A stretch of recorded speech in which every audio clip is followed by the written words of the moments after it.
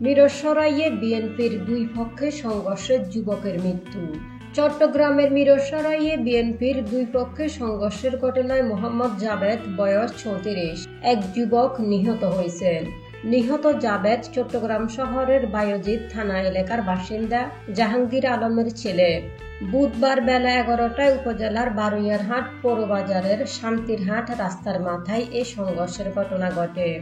মিরসরাই স্বাস্থ্য কমপ্লেক্সের কর্তব্যরত চিকিৎসক জানান, নিহত জাবেদের শরীরে ধারালো অস্ত্রের আঘাত ছিল।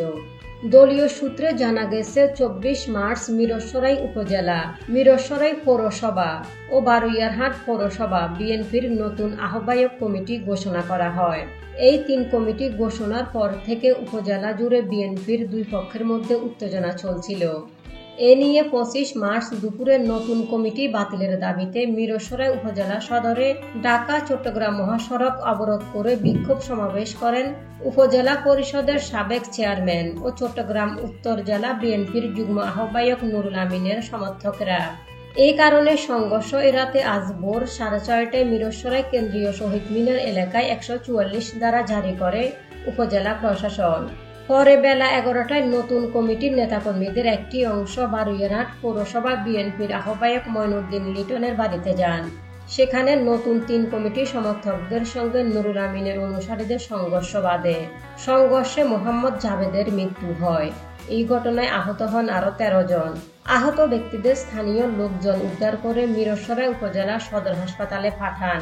জানতে চাইলে মিরসরাই উপজেলা স্বাস্থ্য কমপ্লেক্সের কর্তব্যরত চিকিৎসক রাজিয়া আফরিন বলেন, বারুইয়ারহাট পৌরসভা এলাকায় দুই পক্ষের সংঘর্ষের ঘটনায় দুপুর ১২টা থেকে ১৪ জনকে হাসপাতালে এনেছেন স্থানীয় লোকজন। তাদের মধ্যে হাসপাতালে আনার আগেই এক যুবকের মৃত্যু হয়। আহত ব্যক্তিদের মধ্যে কয়েকজনকে প্রাথমিক চিকিৎসা দিয়ে চট্টগ্রাম মেডিকেল কলেজ হাসপাতালে পাঠানো হয়েছে। সংঘর্ষে আহত ও নিহত ব্যক্তিদের সবার শরীরে বিভিন্ন স্থানে ধারালো অস্ত্রের আঘাত ছিল। হামলায় নিহত যুবক মোহাম্মদ জাবেদ মিরসরাইয়ের যুবদল কর্মী মাসুদের বন্ধু বলে জানান বারুইয়ারহাট পৌর বিএনপির আহ্বায়ক মঈনুদ্দিন লিটন।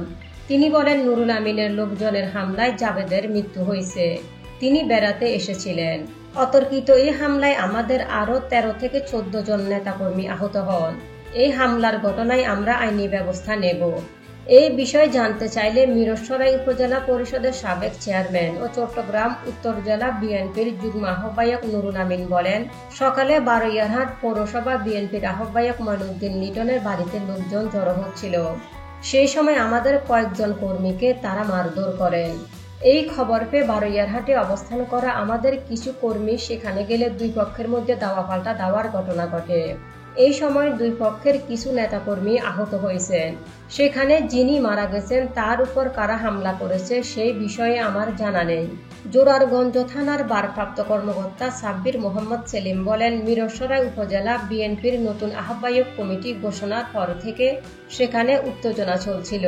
সকালে পৌরসভা এলাকায় বিএনপির দুই পক্ষের মধ্যে সংঘর্ষের ঘটনা ঘটে। সেখানে এক যুবক নিহত সহ বেশ কয়েকজন আহত হন। নিহত ব্যক্তির পরিবারকে খবর দেওয়া হয়েছে। আমরা ঘটনার তদন্ত করছি।